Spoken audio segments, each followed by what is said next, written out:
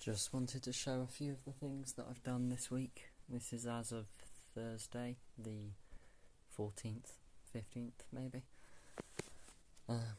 Anyway, so the first piece, this was done directly on magazine paper. It was a fashion thing, advertising a handbag of some sort.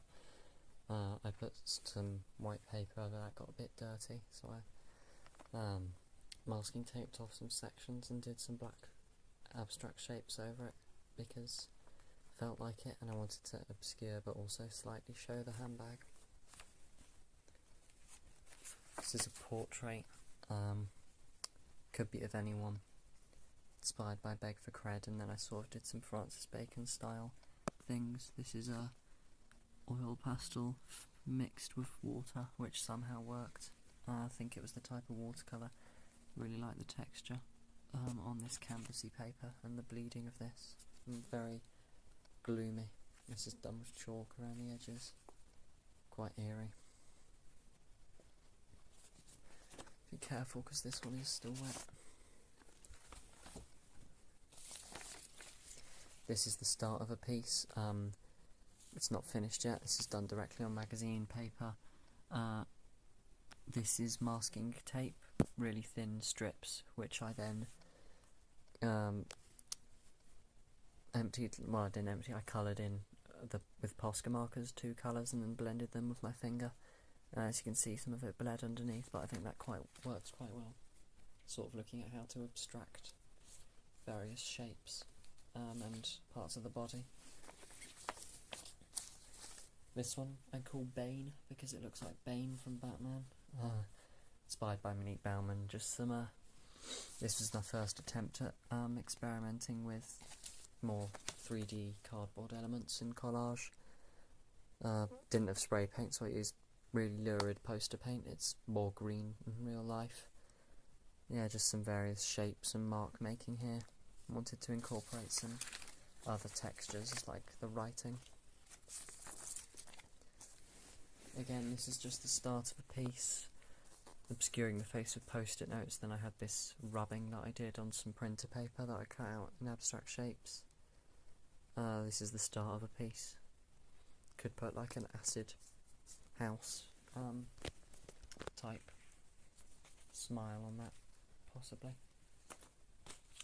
Now this one is, this one is done on Perspex. It is done magazine paper, some elements, inspired by Monique Bauman. I did this bit by putting blobs of paint under the Perspex and then gluing the magazine on it, squished together and bled. And luckily I could like cut out from the back and peel stuff off, so that's how I got these really nice eyes here. More 3D elements peeling away the cardboard. Let me just turn this over quickly. Eager to experiment with the idea of like double-sided artwork. So originally this was just the shapes for the front, but I decided to try and make an artwork on the back, much more abstract, and when you shine a light through it you can actually see this image on the other side as well. Some really thick impasto scraped paints here. This is where the eyes went through. Some tin foil, some various cool techniques. This one, experimenting with more textures, done directly on magazine paper. I like the black and white images, so this is Posca masked off with tape. This is what inspired the bleeding of the Posca pens together. This is just some collage around the edges. This is sandpaper. Another post-it note to block off the face. This could be worked into more because I want to sort of get rid of all the background and just have the person, so I might do some more on that one. This one, inspired by Monique Bauman, who does a lot of like collages for advertising fashion. So I thought I'd do that. This is a watch. I don't care what the watch is. various abstract shapes, more cardboard, really incorporating some more 3D elements. And yeah, I think this is a really nice composition. Maybe if you put some words over it in like Canva or something, it could be a cool graphic design type thing. This one I really like. I started experimenting with really thick pieces of cardboard from cereal boxes around the edge, sort of framing this person, and that's sort of what I want this one to look like at the end of it, with all these bits. And this piece was actually the colour of like the lolly or something that was on the front, and I thought, oh, that works really well with the colours, I'm going to put that in the opposite way around so you can see it. Probably more could be done to it, but I like it as it is for the moment. Sometimes an artwork takes years in the making. Again, same sort of thing, but really layering on this time. Some of this is like 3-4 layers thick. I mean, you can see that. So yeah, just the same cardboard, and this is other cardboard, except I painted it, scraped some away, or just left it. I think this one started as me trying to like cover up all the space evenly, but then I thought, yeah, no, what the heck, just gonna cover it all up, go over. So if there's a tiny little millimetre that needs covering, wham, another layer gets added, covers it up, but adds another centimetre to the composition. I need to get rid of this text, but this could be anyway, I think. It's not the best composition, but, you know, I think it could work. Something can be done with it, maybe some spray paint, but I don't have spray paint, so we'll see. This was the other half of that image, as you can see.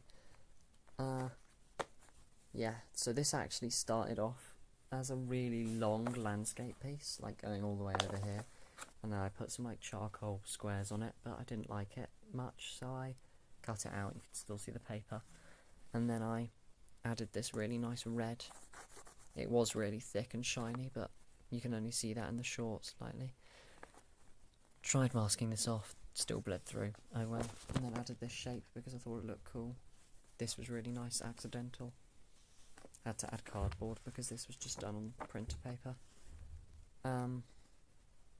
Yeah, not much more to say on that. Not the best, but did something. Experimenting with assemblage, like Monique Baumann, because I found this really nice corrugated paper. And this is just white paint. This is actually just white. This is a blue cardboard, navy blue cardboard.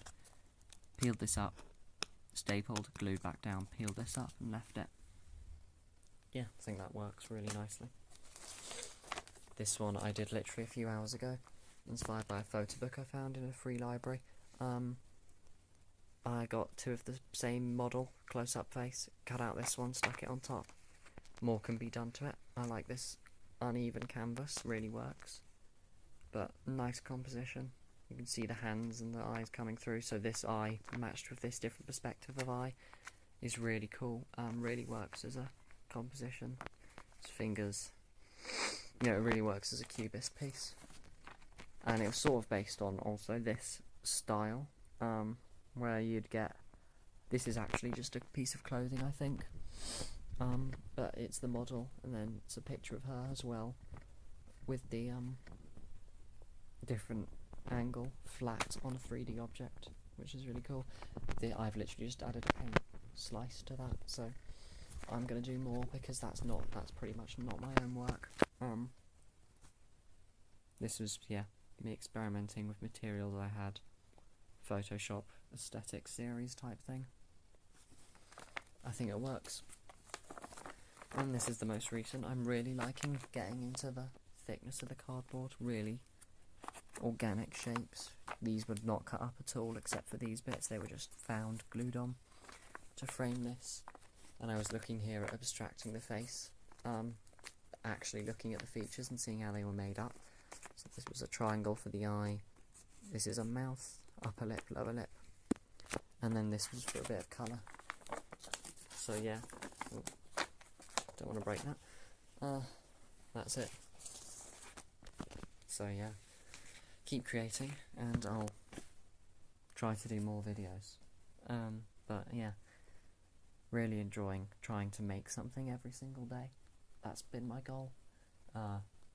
because whenever I get bored in the journals, I sort of go out into bigger pieces and try and make some. I think it's less commitment, strangely.